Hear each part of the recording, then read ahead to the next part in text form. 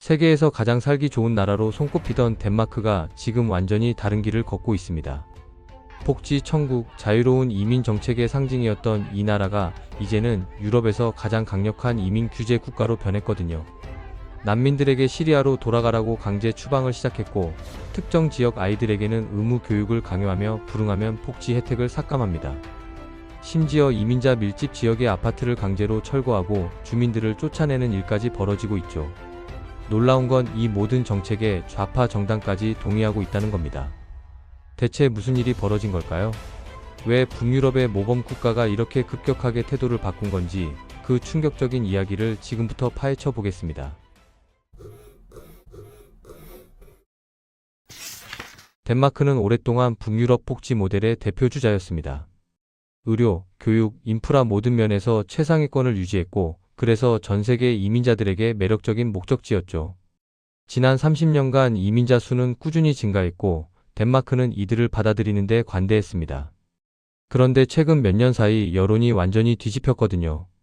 2019년부터 덴마크는 난민 통합 정책을 포기하고 귀환을 강조하기 시작했습니다.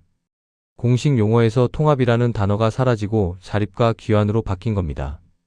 2021년 4월에는 시리아 난민들의 거주 허가를 취소하기 시작했는데, 다마스커스가 이제 안전하다는 이유에서였죠.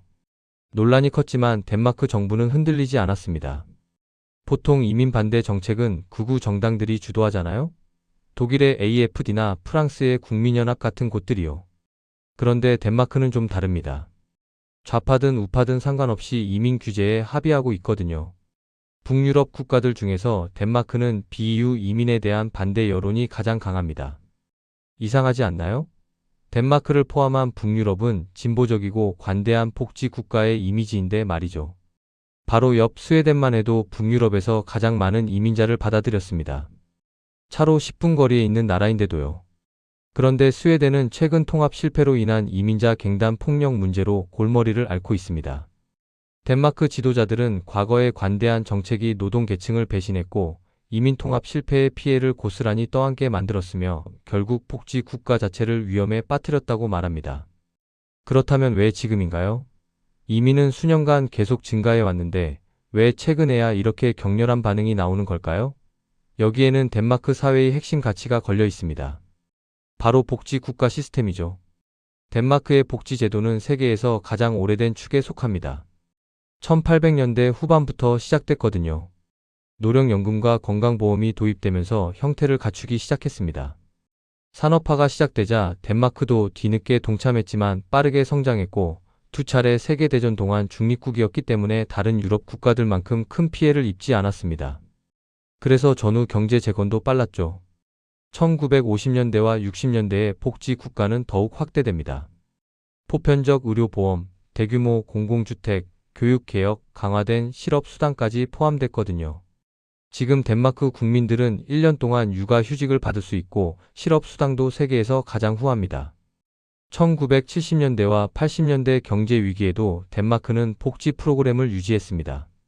의료와 교육은 대부분 무료이고 세계 최고 수준이죠. 하지만 이 모든 건 세금으로 유지됩니다. 덴마크의 평균 소득세율은 약 46%에 달하는데 국민들은 이 시스템을 광범위하게 지지합니다. 높은 삶의 질과 튼튼한 사회 안전망을 제공하기 때문이죠. 그런데 최근 이민 증가로 이 복지 모델이 도전받고 있습니다. 현재 덴마크 복지 시스템은 모두가 기여하기 때문에 잘 작동하거든요. 어떤 사람은 받는 것보다 더 많이 내고 어떤 사람은 내는 것보다 더 많이 받습니다. 이게 복지 모델의 핵심이고, 이 균형이 유지되는 한 시스템은 안정적입니다. 하지만 복지 혜택을 받는 사람이 늘어나는데 기여하는 사람이 비례해서 늘지 않으면 균형이 깨지기 시작하죠. 지난 10년간 덴마크의 이민이 출국보다 많았고, 이게 인구 증가에 기여했습니다. 2014년 기준으로 덴마크 인구의 8% 이상이 이민자였는데 상당수가 비서구권 출신이었거든요. 여기서 문제가 드러납니다. 비서구권 이민자들의 소득이 덴마크 국민들보다 훨씬 낮은 거예요. 시리아, 에리트레아, 소말리아, 불가리아 출신 남성 거주자들의 세전 평균 소득은 약 3,000유로였습니다. 덴마크 국민은 거의 2배인 6,000유로였죠. 이건 자산 축적에도 영향을 미칩니다. 60대에서 69세 사이 비서구권 배경을 가진 사람들의 저축은 덴마크 원주민보다 8배나 적었거든요. 1세대 이민자들이 언어를 배우고 기술을 개발하는 데 시간이 걸리는 건 당연합니다. 하지만 이 현상이 세대를 넘어 지속된다면 그건 통합이 제대로 안 되고 있다는 뜻이죠. 덴마크 정부가 발표한 연구 자료를 보면 더 명확합니다. 덴마크 원주민들은 국가 재정에 순기여액으로 410억 크로네를 냈습니다. 반면 비서구권 출신과 그 후손들은 마이너스 240억 크로네의 순부담이었거든요. 물론 아이들과 노인들은 출신과 상관없이 받는 게 더 많습니다. 이를 상쇄하려면 일하는 연령대 사람들이 훨씬 더 많이 기여해야 하는데 연령을 조정해도 결과는 동일했습니다. 일반적으로 서구권 국가 출신은 순기여가 플러스였고 중동과 북아프리카 출신은 마이너스였죠. 통합 실패로 인해 비서구권 가정의 아동 빈곤율이 높습니다. 10세에서 14세 사이 어린이 중 36%가 상대적 빈곤 상태였는데 이는 중위 소득의 50% 미만을 의미합니다. 덴마크 아이들은 같은 연령대에서 단 2%만 빈곤층이었거든요. 빈곤은 범죄를 증가시키고 특히 폭력 범죄와 연결됩니다. 미국 카운티 데이터를 분석한 연구에 따르면 가장 가난한 10% 카운티의 살인율이 가장 덜 가난한 10%보다 거의 6배 높았습니다. 빈곤과 연결된 범죄 증가는 덴마크 국민들의 큰 우려사항이고 멀리 갈 것도 없이 바로 옆 스웨덴을 보면 알 수 있죠. 10년 전만 해도 스웨덴은 유럽에서 총기 범죄율이 가장 낮은 나라 중 하나였습니다. 지금은 두 번째로 높습니다. 스톡홀름의 총기 폭력은 런던보다 약 30배 높고 주요 폭력 범죄는 이민 배경을 가진 사람들이 주도하고 있거든요. 덴마크에서도 이미 비슷한 일이 벌어지고 있습니다. 비서구권 출신의 폭력 범죄 비율이 불균형적으로 높거든요.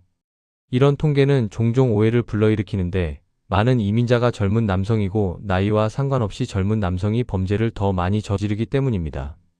하지만 나이와 성별을 조정해도 비서구권 출신의 범죄율은 여전히 불균형적으로 높았습니다. 덴마크는 이 문제를 해결하기 위해 논란이 많은 정책을 도입했습니다. 바로 개토 계획이죠. 2030년까지 소위 개토를 없애겠다는 목표를 세웠거든요. 범죄와 실업을 줄이고 이민자 밀집 지역에서 통합을 높이겠다는 겁니다. 핵심 조치 중 하나는 비서구권 배경을 가진 1세 이상 아동에 대한 의무 보육 및 교육 요구 사항이었습니다. 이 아이들은 일주일에 최소 25시간 동안 타가소에 가야 하는데 그곳에서 덴마크어와 국가 가치를 배우게 됩니다.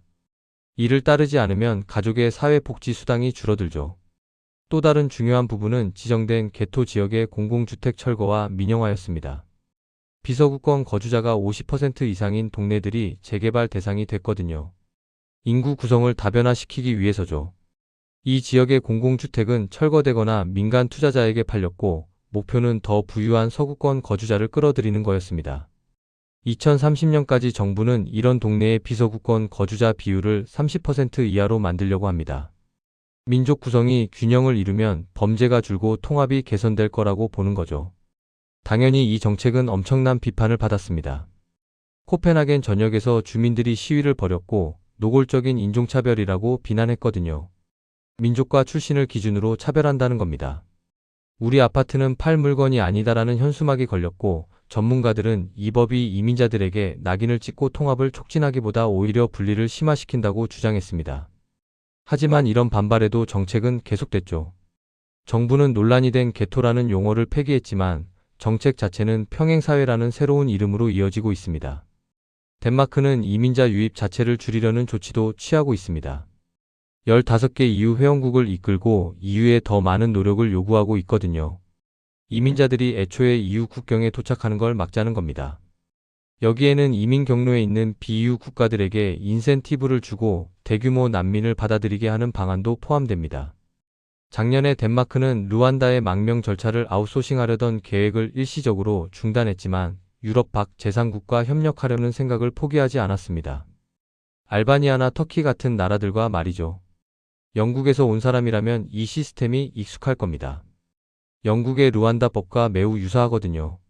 이 법은 2024년 4월에 서명됐다가 새 총리 키어 스타머가 집권하자마자 바로 폐기됐습니다. 분명한 건 덴마크가 다른 유럽 국가들보다 훨씬 더 엄격하고 급진적인 조치를 취하고 있다는 겁니다. 덴마크도 여전히 노동력 부족에 시달리고 있지만 이건 고숙련 일자리 위주거든요. 망명 신청자들이 빠르게 채울 수 있는 종류가 아닙니다. 덴마크와 스웨덴의 유명한 복지 시스템은 이 나라들을 매력적인 목적지로 만들었습니다.